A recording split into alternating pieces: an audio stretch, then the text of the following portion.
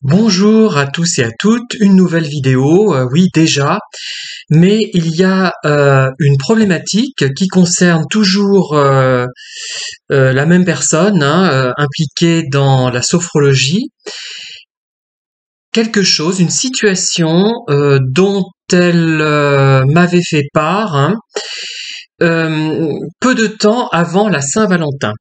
Alors c'est une personne déjà qui était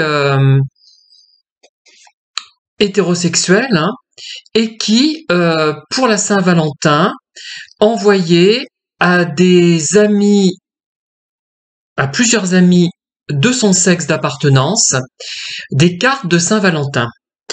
Alors, bon, jusque-là, vous dites, bah, c'est très gentil, pourquoi pas? Bon, à part que la fête de la Saint-Valentin, c'est la fête des amoureux, en principe, bon, j'ai écouté ça, donc à ce moment-là, je m'étais en fait réconcilié avec cette personne, avec laquelle je n'étais d'ailleurs pas brouillé officiellement. J'étais seulement dubitatif.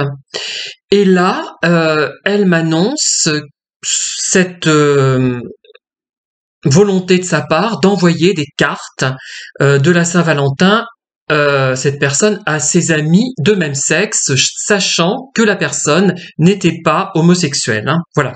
Je repose le problème. Moi, ça m'avait trotté dans l'esprit et je me suis dit, mais il y a quelque chose qui ne va pas. Et à partir du moment où je me suis brouillé avec cette personne, enfin pas officiellement, mais officieusement, où j'ai arrêté finalement de la fréquenter, de la côtoyer, je me suis dit qu'il y avait de la manipulation derrière tout ça. Et je ne comprenais pas quelle manipulation il pouvait bien y avoir. Alors depuis, j'ai réfléchi et en fait, ça m'est venu aujourd'hui. Je sais pas pourquoi. Déjà, elle envoyait cette personne plusieurs cartes de Saint-Valentin à plusieurs amis. Au sens strict, c'était des amis au sens strict. Donc déjà, c'était une confusion sur le plan des sentiments. Ça crée une ambiguïté.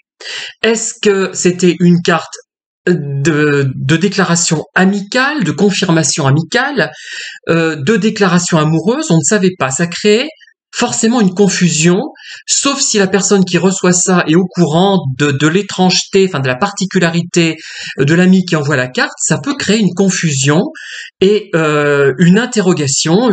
La personne peut être interloquée, se dire tiens, elle m'envoie une carte amoureuse, est-ce qu'elle est amoureuse de moi, cette personne, ou pas?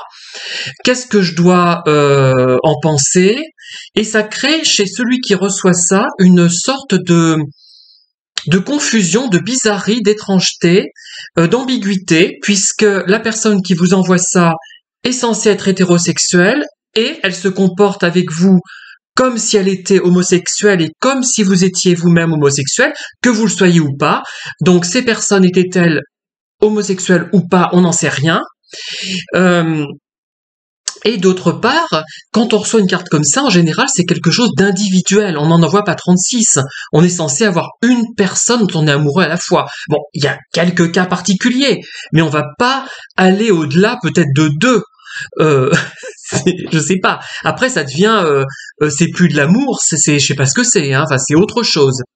On peut pas être amoureux de 36 000 personnes. Enfin, vous allez me dire pourquoi pas. Mais bon, moi, je suis quand même dubitatif. Et les personnes qui recevaient la carte, savaient-elles que cette carte, une carte, du moins une carte similaire, allait être distribuée également, elle allait être envoyée à d'autres personnes? Moi, je me pose la question vraiment. Euh, et ça crée de toute façon. Faut que j'imagine la situation. Bon, moi je suis homo. Je reçois la carte, une carte de Saint-Valentin d'un homme qui est censé être hétérosexuel. Bon, je reçois cette carte. Je me dis mais ah bon ben j'avais mal compris. Euh, il devait être homosexuel, bien qu'il soit marié, il doit être homo ou bisexuel, je ne sais pas. Il m'envoie une carte amoureuse, littéralement, pour la Saint-Valentin. Qu'est-ce que ça signifie? Et après, si l'homme en question me dit qu'il est effectivement hétérosexuel, c'est ce que disait la personne impliquée dans la sophrologie dont je vous parle, que j'évoque. Je me serais dit, mais alors j'aurais pris contact avec lui, je pense, soit par mail, soit par téléphone. J'aurais dit, mais quel sens dois-je donner à cette carte? C'est-à-dire, est-ce que c'est amoureux platonique? Je sais pas, moi. Est-ce que tu veux aller plus loin avec moi? Moi, je ne peux pas, je ne suis pas libre. Est-ce que c'est humoristique? Bon, moi, j'aurais été vraiment en difficulté et ça aurait créé une une confusion, du moins, mentale, psychologique en moi. Et peut-être en plus que j'aurais pu avoir des désirs un peu sous-jacents avec la personne en question, et je trouve ça finalement malsain. Je ne comprends pas qu'on puisse envoyer déjà apparemment il y en avait de nombreuses, hein, la personne qu'elle envoyait à de nombreuses personnes, de nombreuses cartes pour la Saint-Valentin. C'est même douteux pour des amis proches. Bon, on peut éventuellement peut-être envoyer une carte de Saint-Valentin à un ami proche dont on est platoniquement amoureux, pourquoi pas, s'il le sait, s'il n'y a pas d'ambiguïté, si ça ne va pas le perturber. Mais en envoyer plusieurs, ça me paraît bizarre, parce que on ne peut pas avoir des amis très très proches à ce point-là, au point de leur envoyer ce genre de carte. On peut pas en avoir plus de quelques-uns, c'est pas possible. Enfin là vraiment, moi ça m'aurait vraiment perturbé et j'aurais supposé en plus que j'étais le seul à bénéficier de cette carte, alors qu'en réalité il aurait pu en envoyer à d'autres, puisque s'il a agi de la même façon que la personne dont je parle. Donc vous voyez, cette vidéo va vous paraître un peu confuse, mais elle est révélatrice de ce que veut produire cette personne. Moi, je me dis, c'est de la manipulation. C'est de créer, son but, c'est de créer une confusion des sentiments, des genres même, une confusion de tout. Elle confond amitié et amour. Bon, vous me direz, parfois c'est proche, je veux bien l'entendre, mais il y a quand même dans la relation amoureuse quelque chose d'un peu plus sensuel en général, hein. En général, même si ça reste platonique, il y a quand même un peu peut-être de sensualité, et je trouve vraiment cette démarche, ça dénote soit une volonté de manipuler ouverte, soit un déséquilibre, une confusion dans la personne elle-même. Ça peut être une personne quand même un petit peu déséquilibrée, à mon avis, qui fait ça. Surtout pour la Saint-Valentin, ça serait pour une autre fête. Pour la Saint-Valentin, dans l'esprit de beaucoup, mais peut-être que je suis trop conventionnel, hein, pour une fois, c'est quand même une carte qu'on envoie à l'amoureux, à l'amoureuse, à une personne, voire deux. Allez, on va être généreux, on va aller jusqu'à deux, mais trois déjà, ça me paraît très très très douteux, et ça donne l'impression soit qu'on est un cœur d'artichaut, soit qu'on est profondément déséquilibré, qu'on confond tout. Ça rappelle un peu les pervers qui confondent les types de relations et qui ne font pas de différence entre des relations avec des gens de leur âge et avec des enfants. Vous voyez, il y a une confusion qui se crée et une confusion qui gagne même ma vidéo.